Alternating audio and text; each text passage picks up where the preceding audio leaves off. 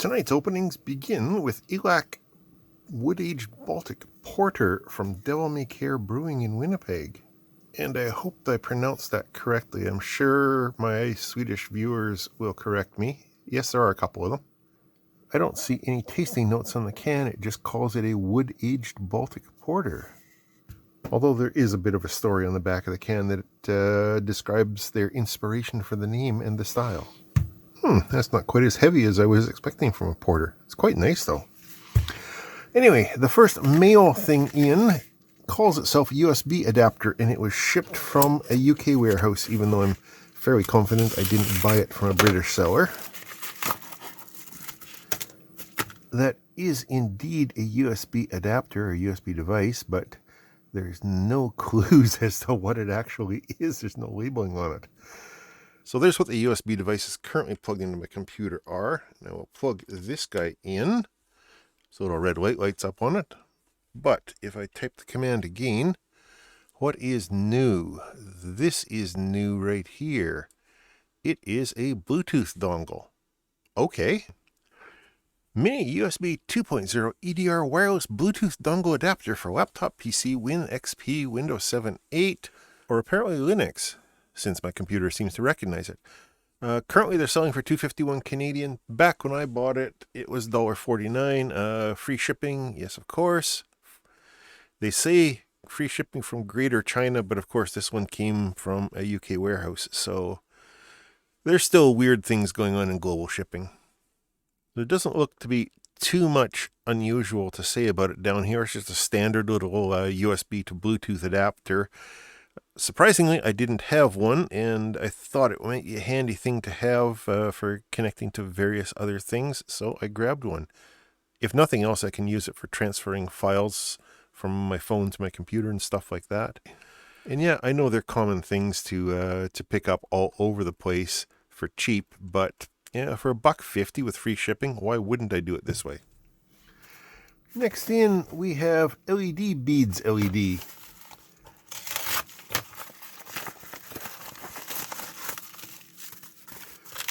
Ooh, surface mount LEDs. What are these? Might have to get one out and just see what it is if I can't. These might be some kind of an RGB LED. Looks like there's 4 pads on the back of them. So that could easily be an RGB LED. I don't remember what I ordered. I mean, I order so many things, and these things take so long to get here. Listing time, 100 pieces, W82812 2020 LEDs. Oh, hey, they're essentially NeoPixels, but half the size. The common ones are 50/50 size. Okay. What the mini SMD LED chip addressable digital RGB DC 5 volts. Sure. They cost me $13.85 Canadian with free shipping for the 100 of them, which is, I think, a pretty good deal. WS2812 is an intelligent control LED light source that the control circuit and RGB chip are integrated into the package. So normally, WS2812s, the most common one that everybody's familiar with, or if you're not, it's a cool thing to play with. Normally, they're in a 50/50 package, which is 5mm by 5mm. In this case, they're in a 2022 or 2020 package, which is 2mm by 2mm. So less than half the size, but other than that, they should be the same to play with. So the quick and dirty description is your microcontroller fires data into the data in pin. The IC inside this guy takes the first address and interprets it and sends that to its RGB LEDs. Then it retransmits the data stream minus that first address, so that basically what used to be the second address coming in the data in pin is now the first address going out the data out pin. The next one in series grabs that and carries on down the line. Oh wow, for just an eBay listing, it has an awful lot of information in it. Basically the whole data sheet. That is cool. There is the packet structure. There is the individual bits that make up one packet. That's cool. Wow, that's impressive. I don't think I've seen an eBay listing for quite a while that's got essentially the full data sheet in it. I like that. Let's have more of that, please. Next thing in, it says connectors. Where's my knife? What do we have in here? Connectors is possible. Oh, okay. Oh, this is crimp connectors. Wait a minute. No, they're not. These are even more interesting. These are low temperature solder heat shrink. And as the name would imply, this little silver band in here is actually a piece of solder, but it's a low temperature solder. It melts closer to 200 at heat shrinking temperatures. And then the rest of this is heat shrink, and the yellow band or blue band or red band or whatever in the other colors and the other sizes is a little piece of, I think, heat activated adhesive, thermal adhesive. So these are for making, toolless, essentially, outdoor solder connections. They will be weatherproof and really secure. More secure and more weatherproof than just a simple crimped connection. So there's lots of these red ones, a few less of the blue ones, 5 of the yellow ones, which are the largest, and then there's these white ones, which there's, about 10 of those or so. Those, I think, will come in really handy for various projects. And actually, do you remember those outdoor Christmas lights that I made out of WS2811 strips and a few other things and some 3D printed bits that I put out in the outside of the house? I think when I take it down this summer, I might redo some of the connections, because some of them are just plug connections and I never unplug them. So I might just redo them with these so that they are more secure, soldered, right? And more weatherproof. 50 pieces heat shrink solder seal wire connectors, crimp butt terminals, U1P1, great. Well, they're pretty good anyway. This whole pack of 50 cost me $3.92 with free shipping. There seems to be some other sellers who have the same thing for a bit less, so maybe just use the search terms from the link and go looking around, get the best deal you can. So they shrink 2-to-1. That's reasonable for shrink tubing. None of the description down here says anything about what the temperatures are, though. But I think from what I've seen before, as I said, they shrink down in the 200-ish, 150 to 200 Celsius range, and the solder melts in the same range. So, okay, so the red ones are for 0.5 to 1 millimeter square, or 22 to 18 AWG. The blue ones are from 1.5 to 2.5 millimeters squared, or 14 to 16 AWG.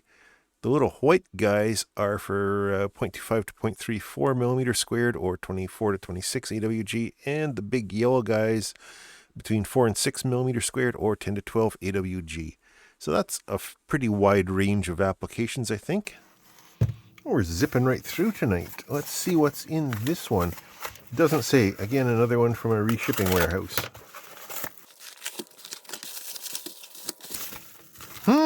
Two different things.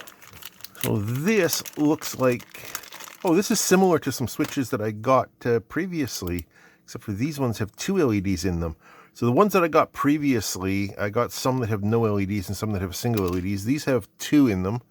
And if my colorblind eyes aren't deceiving me, I think there's a red and a green LED. And there is the pins for the LEDs down there. And then here is the contact pins for the little switch in there. These things are just a complete throwback to the 80s. So many pieces of equipment back then used little switches like this. And when I spotted them, I just knew I had to get them. And then after I'd ordered the first batch, I realized they also had some with dual LEDs. So I had to get those to collect them all. 10 pieces PB86-A2 red and green LED 8-pin momentary PCB SPDT push-button tact switch. SPDT? Oh, probably. Okay, yeah, that would work with four switch pins. Sure. Anyways, I got 10 pieces white. You can also get red or black. Yeah, that is what I paid too, $11.97 Canadian. The shipping was less than that at that time. Of course, it changes. Ooh, there's some more 80s style switches. No, stay focused. So here we go, and again, yeah, the suggested applications: stage lighting control equipment, video processor, matrix controller, security equipment, cashier equipment, all things that these were commonly used for back in the 80s. Current rating 12 milliamps, so I'm assuming that's the LEDs. There is all the physical dimensions, the LED connections. So yeah, common, normally open, normally closed. So it is an SPDT. Okay. And the other thing in the package from the same seller is these banana plugs. Now these ones are much nicer than the cheap-ass ones that I've been using. Where are some here? Yeah, these cheap-ass ones here. I mean, they're okay. They come with a little screw in there. You can solder into them. They're not designed for that. They're designed for a screw in. And if you do that, they're relatively secure, but I mean, they've got that screw hanging out there, so you're at risk of touching your voltage. Obviously, I wouldn't use these for high voltage or dangerous voltages, but you know what I mean. They are just kind of cheap ones. But these ones are made out of solid metal, not stamped metal, and they have a big hole on the back of their big lug for soldering onto, and then they fit in there really, really tightly. I'm not going to put it in because it's going to be a pain in the ass to get it out, but it's got a nice, slightly squishy jacket on it. And then they've got the cross hole on them so that you can, even with it in there, you can plug a separate one in like that to get multiple connections to the same thing. And of course that goes through there, but it's recessed in so that you're not exposed to live plugs. Still, you wouldn't want to use these for line voltage, but they are safer and much more secure. And the springiness of them comes from this solid piece slit into 4 bits down there, which is much more secure than this one, which is just some stamped sheet metal that's kind of bent around the outside of it. So all in all, these things I'm sure were more expensive than those, but this is one of those you get what you pay for kind of things, and I think they will be really nice to have. 10 pieces, brass high current 4mm cross male stackable solder banana plug connectors. From the same seller, these cost $5.61 Canadian and $2.50 shipping. And I think that $2.50 shipping applied to both this and the other one together. So that was nice of them to combine shipping for me.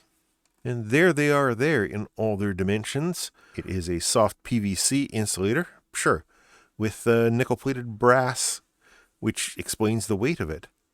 They claim that they're capable of 60 volts, 24 amps. I'm not likely to use them anywhere near that current, but even if it's only good for really half of that, that's still more than enough.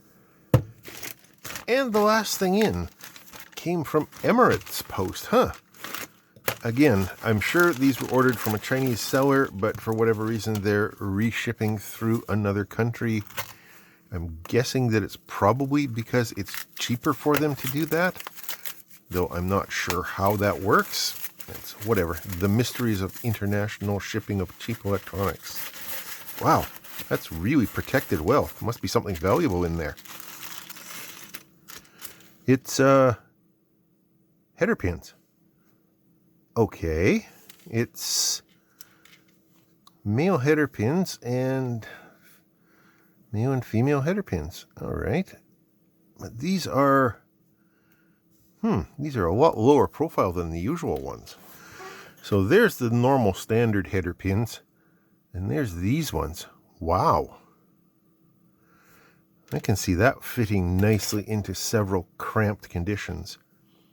Oh, and the male pins are also lower profile as well. Oh, that's neat. Okay. Yeah, I can see that working well in cramped conditions inside project boxes and stuff like that. 20 pair, 2.54mm pH 3.5, single row, low profile, straight female 1x2 345 10p gold plate PCB female pin header socket connector. Wow, could they have stuffed any more keywords in there?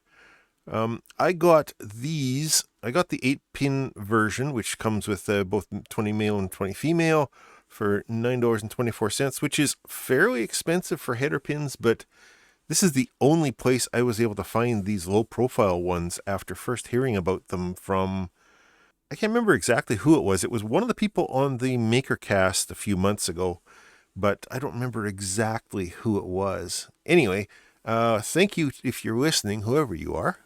Probably not much to say about them down here. The pins are 3mm, the plastic is 3.5mm. They're rated at 3 amps current.